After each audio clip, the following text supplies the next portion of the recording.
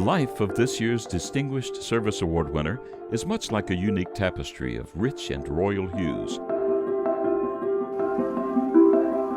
Composed with the tensile strength to shoulder and support the burdens of others while maintaining a gentle, caring attitude of integrity, held together by the threads of his faith, his family, his farm. This year's award winner has a background as an agricultural engineer who has worked on oil platforms in the Gulf, is a former broadcaster, and finds himself most at home on the farm.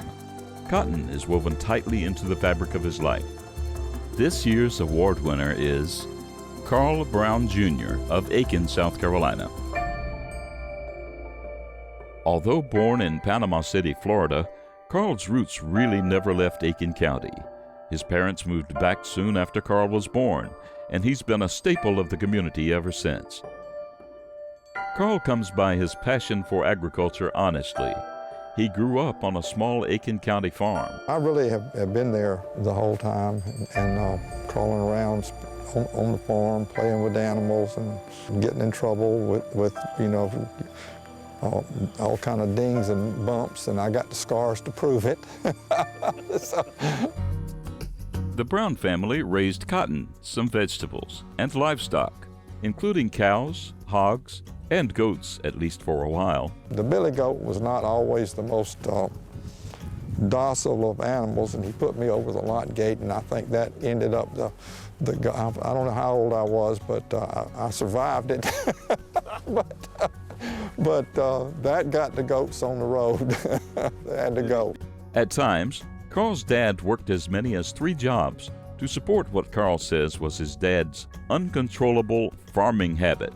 Carl developed a strong work ethic at an early age. You see, he was often the only child around. Just a wonderful life. I was the only child for about 11 years. Pretty much raised around adults. Probably had a spoiled childhood. Most of them weren't too good at telling me no, and they let me do a lot of things that I probably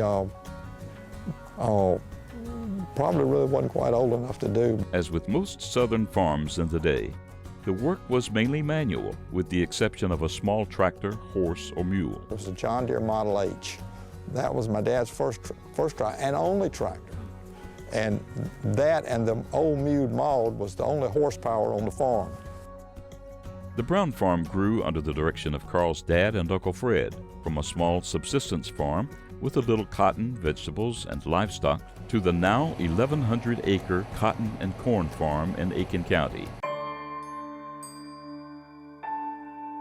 Despite a deep-rooted love of farming, Carl's dad encouraged him to go off to school, earn a degree that would help him earn a living, and move away for a few years before coming back to farm. And that's what he did. Carl attended Clemson University, where he earned a degree in agricultural engineering. During freshman orientation, his interest was drawn towards the campus radio station, since he already had experience working at a small Aiken AM radio station in high school. Probably spent too much time messing with the radio station and probably not enough time messing with that open book. Sometimes the best educations you get aren't out of the books, and it helped, I think, that education of dealing with people and learning to deal with a lot of adults, but it was a great experience. Carl stuck with that job all the way to graduation, advancing to positions as chief announcer and program director. He also used the physical position of the campus radio station to his advantage. The radio station was right across from the interview rooms. So I would, my senior year, I was up there a good bit, carry my books up there, sometimes study, and spend breaks up there. And I would check the interview, always posted. You could find out when he was going to lunch or if he had a free time, and I'd be dressed up in my coat and tie, carrying my resume, catch him when he was going to lunch and ask him if he'd talk to me. And I guess it was probably not a good thing to interrupt their lunch, but I'd give them, I'd tell them, here's my resume.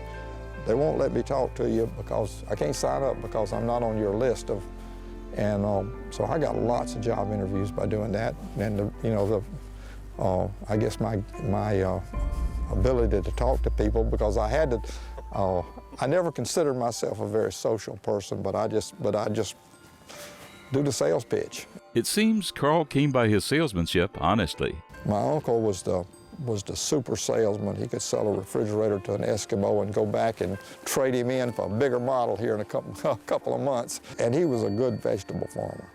Dad was a good farmer and a good cotton farmer, and my dad was the money manager. He and my dad made a good partnership. Carl's first job was with the Humble Oil and Refining Company, now known as Exxon. That job moved him to southern Louisiana along the Gulf, where he worked as a production engineer on offshore platforms. His first major project at age 22 was building a 60-man living quarters in a shipyard before barging it offshore and lifting it in place on the oil rig. But oil platforms weren't the only project on Carl's mind. Grade school friend Kathy Hogan and her family moved away from Macon to New Orleans.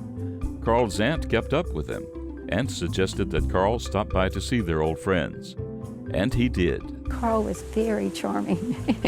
He took me to all the wonderful restaurants in New Orleans and he really, plays that I like to go to, movies. So he was really good.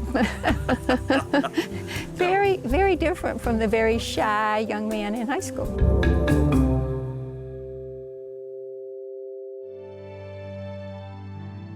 The romance was quickly kindled, and they got married in New Orleans. Even though he was a successful engineer, Carl's love for farming never waned. When the opportunity came to take a job at Aiken's Kimberly-Clark plant, he took it, and back to South Carolina they came. After 4 years at Kimberly-Clark, Kathy still remembers the day Carl came home and announced his intention to farm. I remember he came home from church. I wasn't feeling well that day, so I didn't go to church. And he came home, and there was something in the sermon that just really spoke to him. So he was telling me, I decided to quit my job and go and begin farming. I could remember how his eyes would light up when he would talk about farming, even when we were dating, and how he loved to go out on the farm, with his father. And we sat a little tray down. He was 3, and we talked to him and explained to him he wouldn't have as many toys, and he wouldn't have as many toys as the other children, but so his daddy could farm, and he, accepted that. It's been a good life for Carl, Kathy, and family. They have 2 grown children, son Trey and his wife Kelly. They have 2 children, Katie and Carly. Then there's daughter Melanie and her husband Bert. They have daughter Kendall and the newest grandson Hogan, who was born on October 30th. Family means a lot to Carl Brown. If you fail as being a father, nothing else much matters. You got one chance at this crop.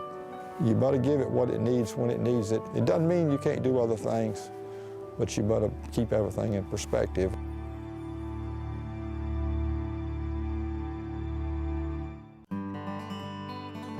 Like so many others involved in Farm Bureau, Carl got involved because his uncle was involved, and because a few key leaders in the organization took him under their wings and encouraged him to get involved. I got involved in Young Farmers for 1 year and maxed out.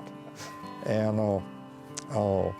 so that's where I started, and then like I say, I got on the local board and then on Cotton Committee. During his time as Farm Bureau member, Carl has served at the county and state levels, including terms as county president and board member, state director, participating on numerous committees, and currently serving as the Federation's treasurer on the executive committee from the Central District.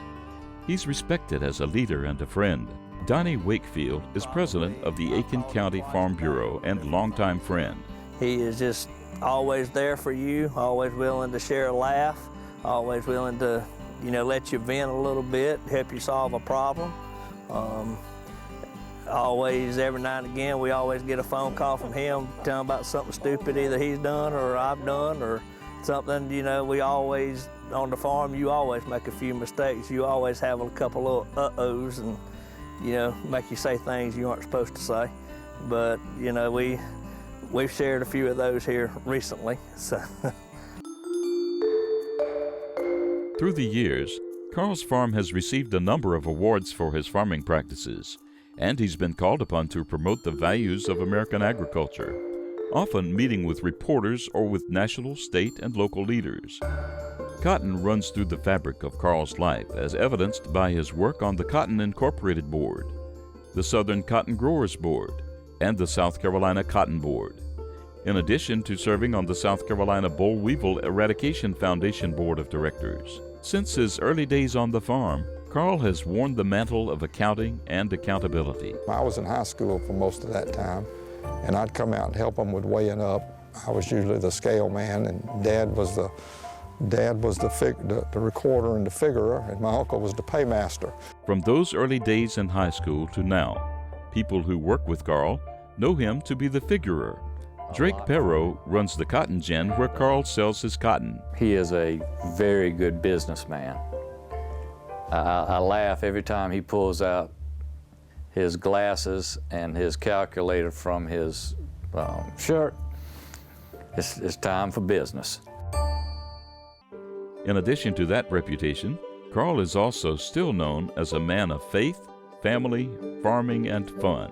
Although he hasn't been able to do it in recent years, Carl and his family love to water ski. He also enjoys reading and traveling. To those who know Carl, being named this year's recipient of Farm Bureau's highest honor came as quite a surprise to the man known as a quiet and humble leader.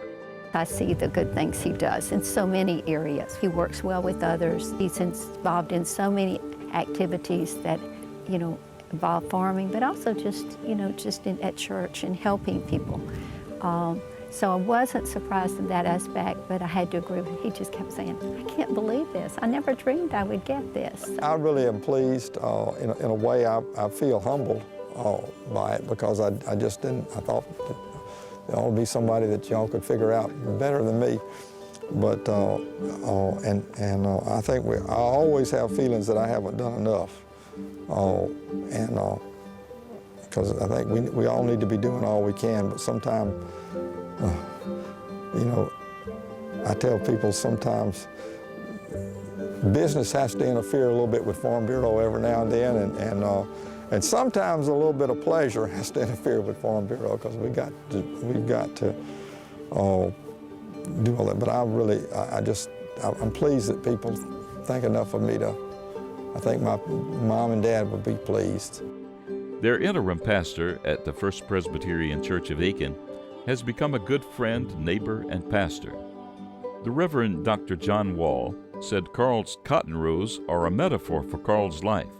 They are straight, there's nothing hidden, and what you see is real, alive, and genuine. Carl is worthy of an award like this because he doesn't seek it.